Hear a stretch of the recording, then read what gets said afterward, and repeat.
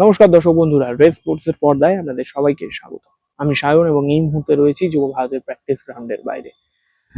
লিগের শেষ ম্যাচ এবং সেই শেষ ম্যাচ যদি ইস্ট বেঙ্গল দল জেতে তাদের কাছে কিন্তু সুযোগ রয়েছে আইএসএল এ প্রথমবার আইএসএল জেতা এবং শেষ ম্যাচ তারা মুখোমুখি হবে ইন্টার কাশির বিরুদ্ধে এবং অবশ্যই এই ম্যাচটা কিন্তু তারা অ্যাওয়ে ম্যাচ খেলবে, কিন্তু যেহেতু ম্যাচটা কিশোর ভারতী ক্রীড়াঙ্গনে সেই কারণে কিন্তু ইস্ট বেঙ্গল সমর্থকদের পূর্ণ সমর্থন পাবে ইস্ট বেঙ্গল দল। কিন্তু তার আগে আমরা জানি রবিবার ইস্ট বেঙ্গল দল একদম বড় ম্যাচ খেলেছে, অর্থাৎ কলকাতা ডার্বি মোহনবাগানের মুখোমুখি হয়েছিল ইস্ট বেঙ্গল এবং তারপরে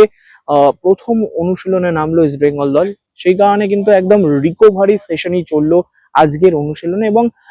আজকের অনুশীলনে কিন্তু প্রথমেই সমস্ত ফুটবলারদের একটা বেশ কয়েক পাক মাঠে দৌড়ানোর নির্দেশ দেন কোচ এবং তারপরে কিন্তু একটা বলা যেতে পারে প্রথম একাদশের যে ফুটবলাররা ছিল তাদেরকে আজকে ঐচ্ছিক অনুশীলন বলা যেতে পারে। তারা চাইলে অনুশীলন কন্টিনিউ করতে পারতো, নাহলে কিন্তু তারা বসতে পারতো, এরকম একটা ঐচ্ছিক অনুশীলন করান অস্কার ব্রুজো এবং সেখানেই কিন্তু দেখা যায় রাকিব থেকে শুরু করে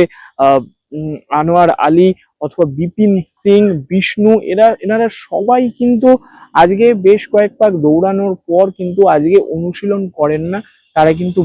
সাইড লাইনেই থাকেন এবং তারা কিন্তু রিকভারি সেশন চালায়। অন্যদিকে বাকি সমস্ত ফুটবলাররা তারা কিন্তু আজকে যে খুব কঠিন অনুশীলন করেছে এমনটা নয়, তারাও কিন্তু বেশ কয়েক পাক দৌড়ানোর পরেই ইস্ট বেঙ্গল দলের যে প্রধান কোচ অর্থাৎ অস্কার ব্রুজোর নির্দেশেই কিন্তু সেট পিস ট্রেনিং এ মন দেয় এবং সেখানে সেট পিসে কিন্তু দেখা যায় যে পেনাল্টি শুট আউটের অনুশীলন চলে আজকে মূলত এবং মোটামুটি 1 ঘন্টার একটা অনুশীলন পর্ব সারার পরেই কিন্তু দল আজকে উঠে যায় এবং অবশ্যই যেটা আগে বললাম যে বড় ম্যাচ, সেই বড় ম্যাচে কিন্তু সমস্ত ফুটবলাররাই কিন্তু নিজের 100% দেওয়ার চেষ্টা করে এবং সেইখান থেকেই কিন্তু বড় ম্যাচের যে প্রভাবটা কাটিয়ে উঠতে একটু সময় লাগে এবং ইস্ট বেঙ্গল দল কিন্তু আজকে সেই কারণেই বেশিরভাগ অনুশীলনটা কিন্তু রিল্যাক্সেশন, বেশিরভাগ অনুশীলনটা কিন্তু রিহ্যাবের উপর দিয়েই চালালো এবং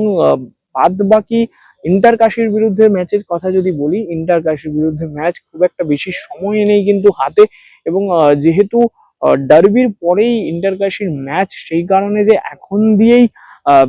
যে নতুন করে আলাদা কিছু প্ল্যান করবে অস্কার ব্রুজো সেরকমটা নয়। যেমন ছকে বাঁধা অনুশীলন বা যেমন ছকে বাঁধা তার প্ল্যানিং আছে, অবশ্যই সেই প্ল্যানিং গুলো মাথায় রেখেই ইন্টার কাশির বিরুদ্ধে যে লড়ার সেই একটা শেষ মুহূর্তের প্ল্যানিং বা সেই প্ল্যানিং গুলো তিনি কিন্তু আজকে দিয়েই করা শুরু করে দিয়েছেন এবং বলা যেতে পারে কালকে আগামী বলা যেতে পারে যে আগামী দিনের যে অনুশীলন সেখানে বোঝা যাবে যে ইস্ট বেঙ্গল দল ইন্টার কাশির বিরুদ্ধে কিরকম অ্যাপ্রোচ বা কিরকম একাদশ নিয়ে খেলবে এই ম্যাচ। কারণ এই ম্যাচ জিতলেই কিন্তু বলা যেতে পারে কারোর দিকে না তাকিয়েই চ্যাম্পিয়ন হওয়ার সুযোগ রয়েছে ইস্ট বেঙ্গল দলের কাছে। এখন দেখার অস্কার ব্রুজো সেই সুযোগ কাজে লাগিয়ে ইস্ট বেঙ্গলকে প্রথমবারের মতো আইএসএল এর খেতাব জেতাতে পারে কিনা। যুব ভারতী ক্রীড়াঙ্গন থেকে আমি সায়ন, রে স্পোর্টস।